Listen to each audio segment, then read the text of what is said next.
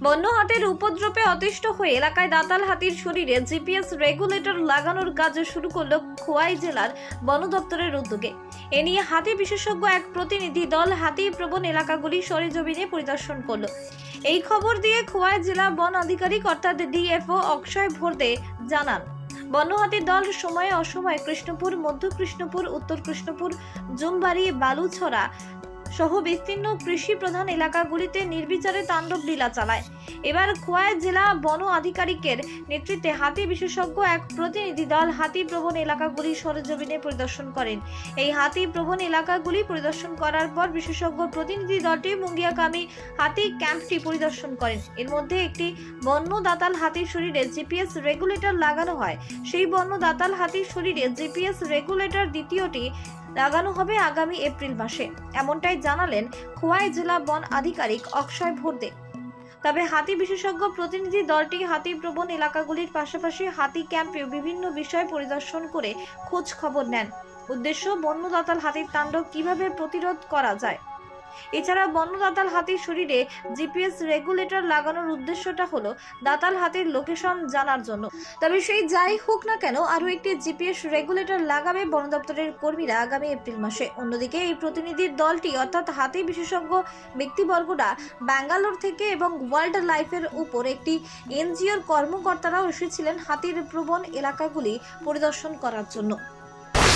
कल हमारे यहाँ पे तिलियामुरा फॉरेस्ट सब डिवीज़न में एक IUCN करके एक इंटरनेशनल एनजीओ है, उनके एक मेंबर जो एलिफेंट एक्सपर्ट है वो हमारे यहाँ पे विज़िट के लिए आए थे। उनके साथ जो ENCF बेंगलुरु बेस्ड एक एनजीओ है वो भी हमारे यहाँ पे ऑलरेडी रेडियो कॉलरिंग का जो वाइल्ड एलिफेंट का करने वाले हैं हम उसके ऊपर काम कर रही है।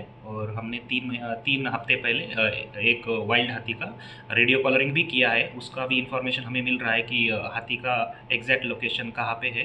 इससे हमें ये फ़ायदा हो रहा है अभी कि जो हाथी गांव में आते हैं और प्रॉब्लम करते हैं, क्रॉप पैडी फील्ड में जाते हैं, उसको हमें अभी एक अर्ली वार्निंग सिस्टम जैसे हम अभी यूज़ कर रहे हैं। तो उसका फ़ायदा हमें जो डिप्रेडेशन एक्टिविटीज़ है वो कम करने में हो जाएगा।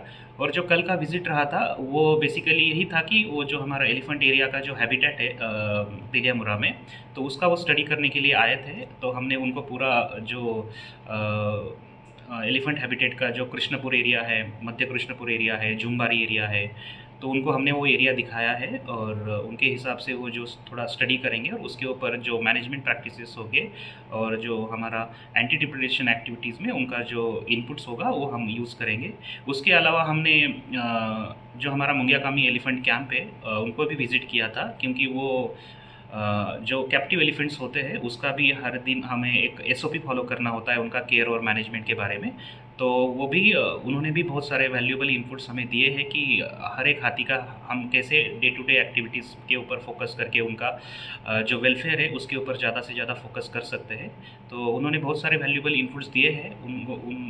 वो जो इनपुट्स देने के बाद हम उसको इम्प्लीमेंट करेंगे। इससे जो हमारे कैप्टिव एलिफेंट्स है उनको भी थोड़ा सा उनका वेलफेयर के बारे में हम ज़्यादा से ज़्यादा काम कर सकते हैं। सर, रेडियो कॉलर तो 2 लगाने का बात चला था, दूसरा कब लगाएंगे?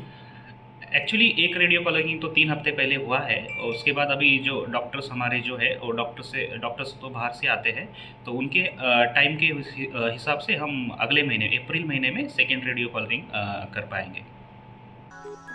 তেলিয়ামুড়ার প্রতিনিধি রিপোর্ট, লঙ্কাই টিভি।